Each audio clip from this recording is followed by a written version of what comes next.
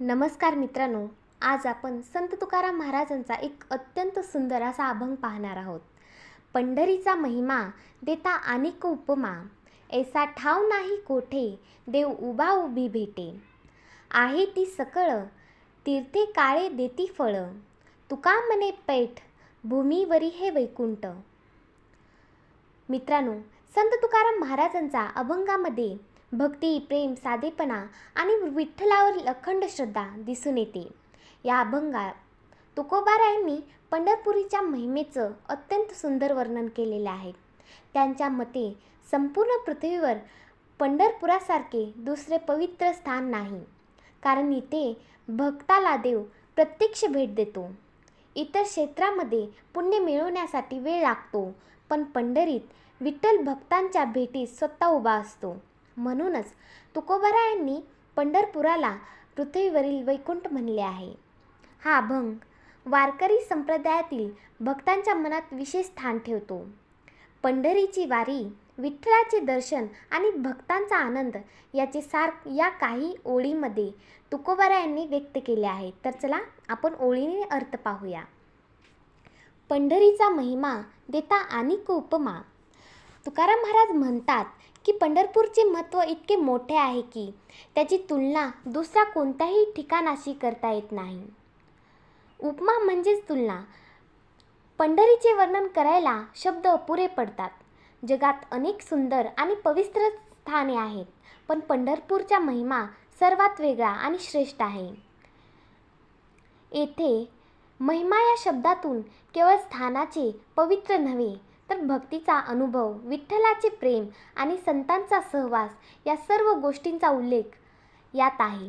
संतांना वाटते की पंढरपूर हे केवळ एक नगरी नसून ती भक्तांची राजधानी आहे.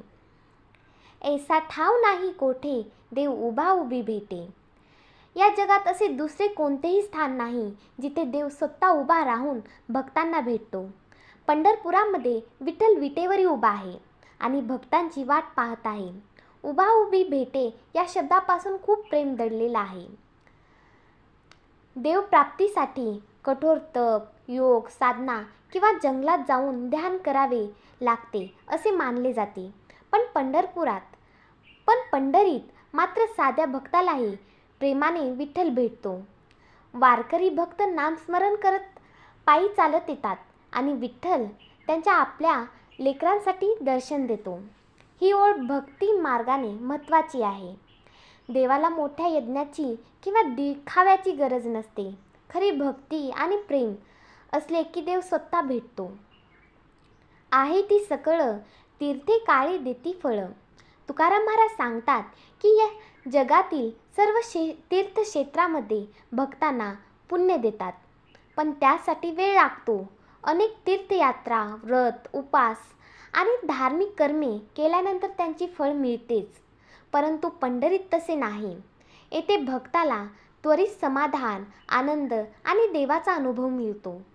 विठ्ठलाचे दर्शन घेताच भक्तांचे मन शांत होते. त्यामुळे पंढरपूर हे इतर सर्व तीर्थापेक्षा श्रेष्ठ आहे. या ओळीत तुकोबारायांनी काळे देती फळ असे म्हटले आहे. म्हणजे इतर तीर्थाचे फळ उशिरा मिळते, पण पंढरीत देव लगेच कृपा करतो. म्हणूनच वारकरी भक्त पंढरपुराला अत्यंत पवित्र मानतात. तुका मने पैठ भूमीवरी हे वैकुंठ. तुकाराम महाराज शेवटी म्हणतात की पंढरपूर हे पृथ्वीवरील वैकुंठ नगरी आहे. वैकुंठ म्हणजे भगवान विष्णूचे दिव्य धाम. भक्तांच्या मते जिथे देवाचे वास्तव्य असते तेच वैकुंठ. पंढरपुरामध्ये विठ्ठल रुक्मिणीचे वास्तव्य असल्यामुळे तुकोबारायांनी तिला भूमीवरील वैकुंठ म्हटले आहे. इथे भक्ती, प्रेम, नामस्मरण, संतांचा सहवास आणि देवांचे दर्शन या सर्व गोष्टी मिळतात. त्यामुळे पंढरपूर हे केवळ एक शहर नसून मोक्ष आणि आनंद देणारे पवित्र स्थान आहे. या अभंगातून संत तुकाराम महाराजांनी आपल्याला सांगतात की खरी भक्ती हे प्रेमातून आणि श्रद्धेतून होते. देव दूर नाही, तो भक्तांच्या प्रेमामुळे त्यांच्या जवळच असतो. पंढरपूर हे भक्तीचे प्रतीक आहे. विठ्ठल भक्तांच्या भेटीसाठी सदैव उभा असतो. त्यामुळे अहंकार, लोभ आणि दिखावा सोडून साध्या मनाने देवभक्ती करावी. वारकरी संप्रदायात पंढरपुराच्या वारीला खूप महत्त्व आहे.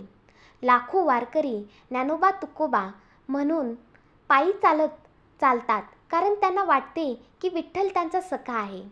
हा अभंग भक्तीमधील प्रेम, साधेपणा आणि देवावरील विश्वास शिकवतो. धन्यवाद.